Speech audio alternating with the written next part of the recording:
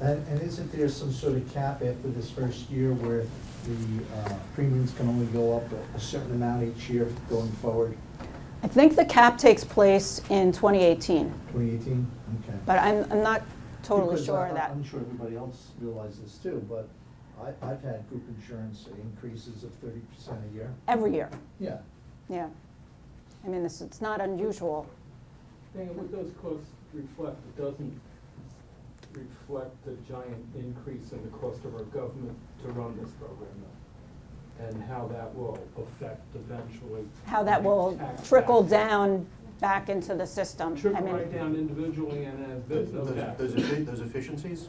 Yeah, all of these. I mean, it's real- gigantic efficiencies. no, it While we're doesn't. holding- Yeah, while we're holding the health insurance carriers to 20% administration, we pay $1 billion for, or $700 million for a system that works moderately, that if you priced it in the regular market, well, that might have been a $200 million system.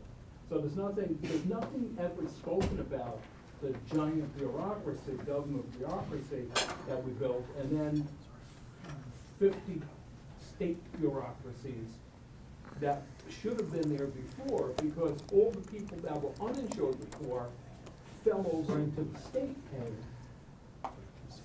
I don't get it. I don't have It's a topic, I'm sorry.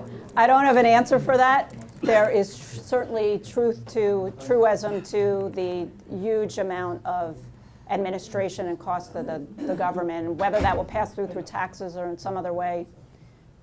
I didn't mean like you could solve it either. Yeah, Just- I got it. Great, thank you. Yes, sir. Are there doctors that are just saying, like, we don't want any part of this? Yes, Oh, yeah, wow. more and more so I'm seeing. I mean, the So doctors are generally wealthy, mobile, they don't need it. right. So what I would say to that is, if you don't have health insurance or health insurance not covered, you negotiate with your doctor because they were taking health insurance or some lesser. I want to talk about one thing that just came out this week, and because that will impact. Can I do that? You guys decide. There was a proposed regulation that came out this week regarding the definition of an eligible small group. And this probably impacts many of you in the room with respect to your ability to get small group insurance. The regulations now set two definitions to define what an eligible small group is. Definition A refers to having at least one eligible employee in the prior calendar year and on day one of the new plan year.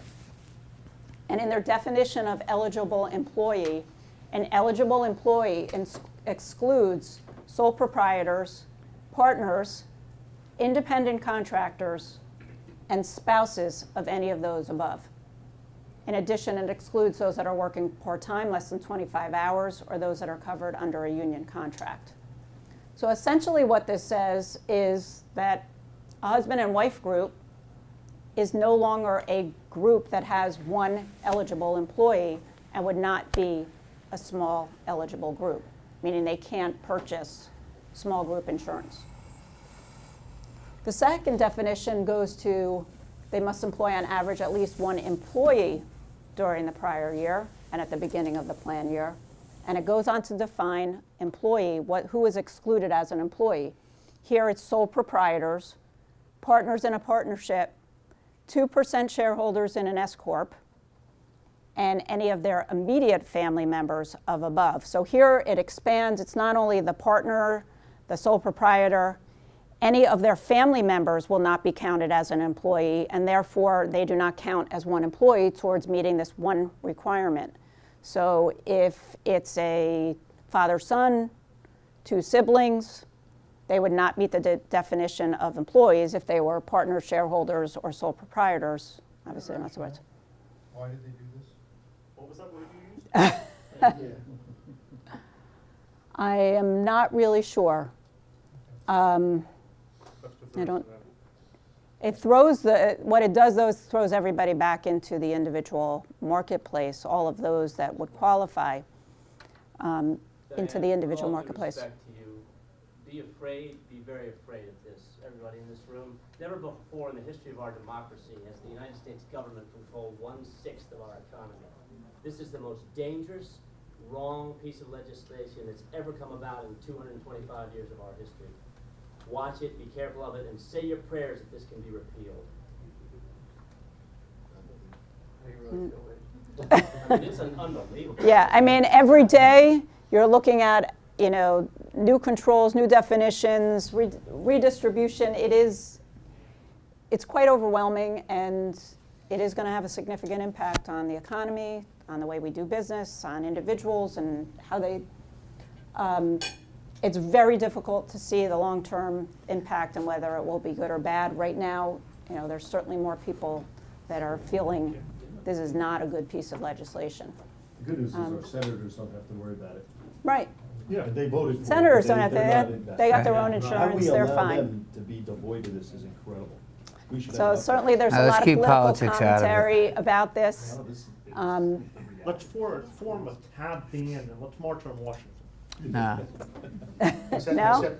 we all gotta go to work. So has anybody started to But look we're at this? I know, Indians, Ken, I you thought. mentioned this to me the other day. So Ken, I think you're probably a little ahead of the curve as far as you already went to research what your alternatives were. I was already renewed. I mean, then this pronouncement came out, and so now I'm in a netherworld. Right. And it's not clear to me whether my policy is gonna get canceled on as of 1/1, or because the insurance Well- companies are required to give notice of termination, and there isn't enough time to do that, in light of this, whether I'm gonna cancel as of 2/1, or whether I'm just gonna last a year and have to deal with it next year. Yeah, because there was also the president's announcement where Right, which the Wh- companies decided they're not doing. well, on the group market, at least they said, you know, we don't have enough time to Right. pull back all these policies that we'd already canceled and pulled out of our system. There's no way we can continue offering them. Now, your policy is a group policy Right. that has already been mapped to Was mapped. a and current renewed. existing policy. So the question is, will the carriers honor that and say, okay, there's another new regulation, we're going to allow you to keep this for one more year until we can sort this out. Yeah. It's a, Um, so it's the difference between a 17% increase and a 63% increase. Wow. You know, which a lot of people have asked, you know, well, what I get on the individual exchange, is it the same as what I'll get on the small group market? And I think what Ken's saying is that it is not the same. So based on that information, and I really haven't had a chance to, everybody is better off in a group product than they are in an individual product, which had always been the case, just didn't know if that was going to be true going forward. What about the excise tax? When's that come into effect? That's 2018. So basically, 4% they hit you with on top of it? if you have what's defined as a Cadillac plan, and it's going to be interesting to 23,000? understand Union. what a Cadillac plan is.